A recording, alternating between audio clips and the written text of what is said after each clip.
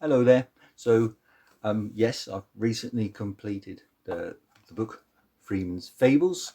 Took about 4 years to construct, and I'm going to read you a little sample of it now. It is available on Amazon and Amazon Prime. It's also available as an ebook as well. This is just a little sample of it, and yes, an audio version of the book is in the process right now. This story is called Where Fear Lives. There once was a young knight. We'll call him Terence. Now this knight was bold, yet timid, brave, yet not so brave, and adventurous, yet reluctant. He was the knight who nearly fought the beast of Barrow, almost found the cup of saucers, accidentally caught the bird of sorrow, and happened across the Wenger of ties, coincidentally tripping over him whilst he slept, and accidentally cutting his sword hand off as he went to stand up by using his sword as a prop, which slipped as he arose, meaning that the Wenger lost his best hand.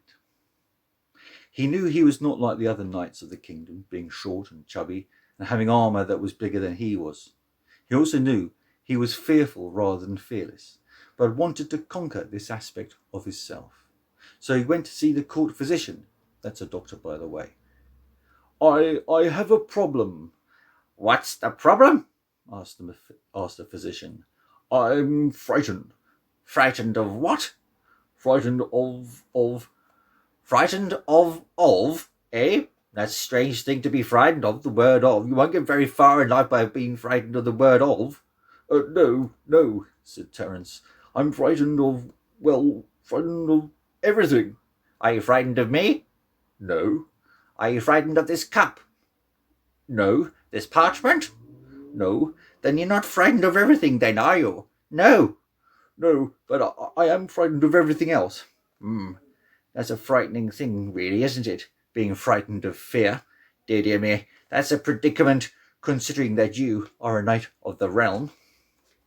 Well, yes, and I need to conquer my fear of fear. Thought the physician, as he wandered about his quarters seeking inspiration. Ah! Terence jumped at the sudden exclamation. I know. Go to the cave of tremendous peril, and there you will conquer your fear. The cave of tremendous peril sounds awfully perilous. Well, that's the point, said the physician. Could I get hurt? Yes. Could I die? Yes. Could I be horribly mangled and beaten to a pulp? Yes. Then I'm not going. 'Tis the only place you will conquer your fear, Terence. Go hither and face the peril within the cave, and you shall become extremely brave. I'll do it tomorrow. You must go now, or you'll never go at all. Go and stare at the face of fear and return a hero. A hero, you say? Yes. A bold and heroic hero? Yes. A bold, heroic, and fearless hero? Yes. Okay then. How do I get there? Oh, do I have to tell you everything? Well, I don't know where it is, and I'm not too good with directions. And as for my horse Nugget, well, he's more timid and useless than I am. The physician huffed and wandered around seeking a document. Use this. It's a map. Take this route through the spooky forest of night, along the shore of eeriness, next to the sea of despair, then through the valley of darkness, then follow the track through the land of doom, and then take a left, and it's the first cave on the right, labelled the Cave of Tremendous Peril. It all sounds very frightening. Of course, that's the point. Ah! I've just remembered, I have to have my hair cut today. I'll travel tomorrow. There are 2 reasons that you will go now. 1, that you're procrastinating, and 2, you're completely bald. So go now. Terence started to make his way from the chamber. So, through the spooky forest of night, along the shore of eeriness. Yes, next to the sea of despair. Then through the valley of darkness, then follow the track through the land of doom, then take a left, and it's the first cave on the right, labelled the Cave of Tremendous Peril. The The cave of tremendous peril. Right, I think I've got that. The physician walked up to Terry and looked him straight in the eyes, narrowing his gaze, and gave him this advice. For what you seek lies in yonder cavern, causing perturbation and certain terror, that only you, the bravest knight, can face. Oh, and try not to soil yourself. Take some spare armour with you in case you do. Terence walked through the courtyard of the castle and over towards the stable. Once here, he prepared his horse Nugget for the journey. Oh, where are we going? Asked Nugget. Yes, it's a talking horse, by the way. Just going for a ride, Nugget. We never just go on a ride. I stand here all day, every day, getting bored stupid, and all they give me is hay. Hay for breakfast, hay for lunch, hay for supper. How about a nice apple for a change, or something different? Sorry, Nugget. And what's with the best armour that you're wearing? Going somewhere special, are we? Just on a little trip, that's all. After the saddle was made sure and steady, Terence mounted his steed. That's a horse, by the way. Off they trotted, out of the stable, then out of the castle gates and towards the forest. Where are we going? This way, Nugget. I'm not going there. That's the spooky forest of night. There's horrible things in there. Nothing to be frightened of, Nugget. Come on now. I'm not going through there. There's crocodiles, giant spindly spiders and warthogs in that forest. You don't get crocodiles in a forest. Well, we'll go this way. This is the scenic route. No, we won't. We're going through the spooky forest of night. Nugget huffed and started protesting. Yet both carried on through the spooky forest. Upon exiting, they found themselves on a shoreline. It was very quiet. Not even the waters of the sea made a sound. It was night, and the moon reflected on the still waters. Ooh, this doesn't feel right. It feels, eerie, said Terence. Yeah, very eerie. That's maybe due to the fact that we're on the shore of eeriness. No blooming wonder then. But if this is the shore, then that means that's the Sea of Despair. Nugget resisted on his reins and tried to turn back. Onward, Nugget. I'm not going anywhere, mate. That's the Sea of Despair. Nobody comes back to this shoreline after they sail from here. Woe is me. Woe is you. Woe, woe, woe. Oh, stop woeing. We're not sailing anywhere. We're simply riding along the shore of the valley to Ponder. We're going to Ponder the Valley? No, we're going to Yonder Valley. Oh, Yonder Valley. Oh, that's all right then. I like Yonder Valleys. They're the best kind. I love a Yonder Valley. And so they journeyed on. Soon both were past the shoreline and turning west to head through the valley. Oh, it's very dark in this valley, mind, exclaimed Nugget. That's because this is the Valley of Darkness. Once more Nugget protested and tried to stop. Not the Valley of Darkness. No, I won't go. I won't. I simply won't. We're almost halfway through. Come on, boy. I can't see anything. Have faith, Nugget. Almost there. Slowly they carried on through the valley until they were clear of it and continued along a track. In the still night, spooky noises could be heard. Cracks, jostling, snickers and sniggers, as if the creatures were mocking and taunting them. We're doomed, I say. Where are we? The land of doom, Nugget. That's it. I'm not going any further. We're going to die. I'll be a salamander's salami, a huggleback's horse burger. I'll be turned into sausages and you'll be a casserole by dawn. They're going to eat us. No, we're not. We'll be fine, Nugget. Come on, onward. Woe is me. Woe is you. Woe, woe, woe. Terence consoled Nugget as they trotted along the track, both being cautious, anxious, and naturally quite jumpy. However, in time, they turned left and found themselves beside some caves. Terence halted Nugget beside the first cave and peered in from atop his horse. Nugget spotted a sign. Oh, what's this say? The Cave of Trees? Cave of Trees Mendoza? Horses can't read very well, by the way. Terence said, "It says the cave of tremendous peril."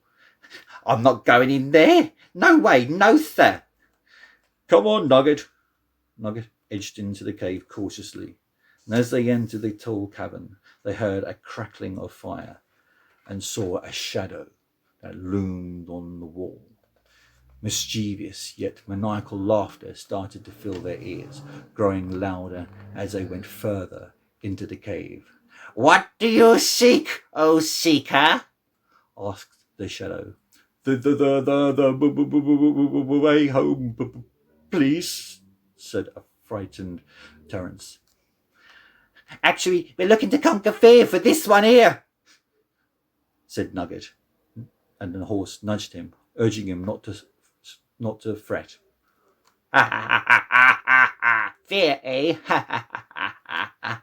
Yes, we were looking to conquer fear, and we were told we could do this by coming to the cave of tremendous peril."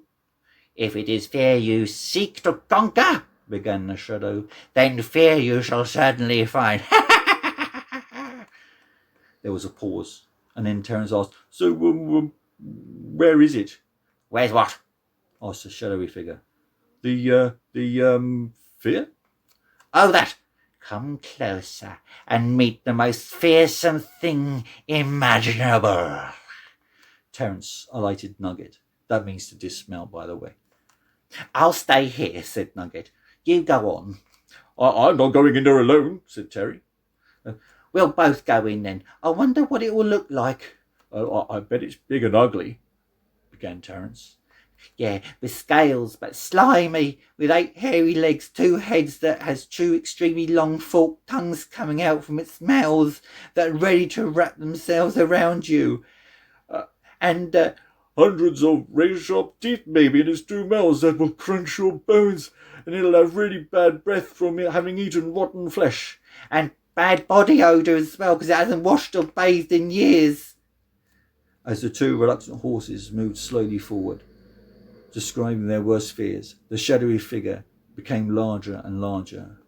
The crackling fire could not hide the cackling laughter of the terrible terror, and as they edged closer, the figure moved towards them, becoming closer and closer and closer. So close that eventually it bumped heads with Nugget, making the horse bray in fear. "Oh! Oh! Oh! Oh, it's you!" said Terry, seeing the court physician. "What are you doing here?" What's going on? What's going on?" said Nugget, daring not to look at the fearsome creature. "It's the court physician. What are you doing here?" "Well, I thought I'd take the shortcut and give you a scare when you arrived here." "Well, what's with all the cackling and maniacal laughter?" "Oh, that was just for dramatic effect." "So where's this tremendous peril you spoke of?"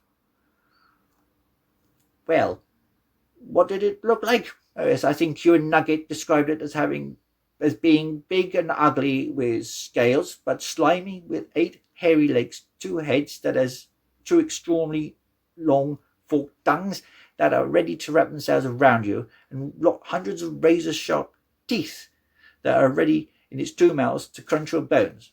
Oh, and it'll have very bad breath from having eaten rotten flesh, and have bad body odour due to it not having bathed or washed in years." "Yes, with maybe a scar on each of its 4 cheeks from being in battle with an even more fearsome creature," added Nugget. Said the physician.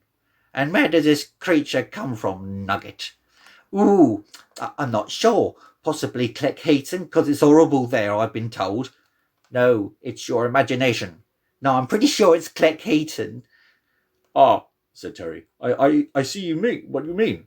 Fear is just in our heads." Nugget shook his head in disagreement. "No, it's Cleckheaton, or possibly Pontefract." The court physician looked at Nugget and said, "Did you travel through the spooky forest of night?" "Yes," said Nugget. "Along the shore of Eeriness, next to the Sea of Despair?" "Yes." "Then through the Valley of Darkness and followed the track through the Land of Doom?" "Yes." "Did you then take a left and find the Cave of Tremendous Peril?" "Yes." "And were you ever harmed at any point?" The horse thought for a while. Well, no, not really. And what made you frightened in the first place? Well, it's the names, innit? They gave them so frightening names. And you and Sir Terence survived unscathed, didn't you? Well, yes. Exactly. Fear is merely in the mind, said the court physician, who was very wise and very clever, by the way. So, but what actually lives in this cave? Asked Terence. Oh, I don't know, bats or rats or something, said the court physician. Might it have two massive leathery wings? Possibly. A big tall head with spiky horns? Potentially. Have a long scaly tail? Maybe. Breathe fire through its nostrils and have large yellow eyes that looks evil and menacing? It's quite conceivable. Why? Asked Nugget. Because I don't like the sound of something that has two massive leathery wings, a big tail, and a tall head with spiky horns, a long scaly tail, and breathes fire through its nostrils, having large yellow eyes that look evil and menacing. What would you say something like that would be the description of possibly, potentially, maybe? Asked Terence. What?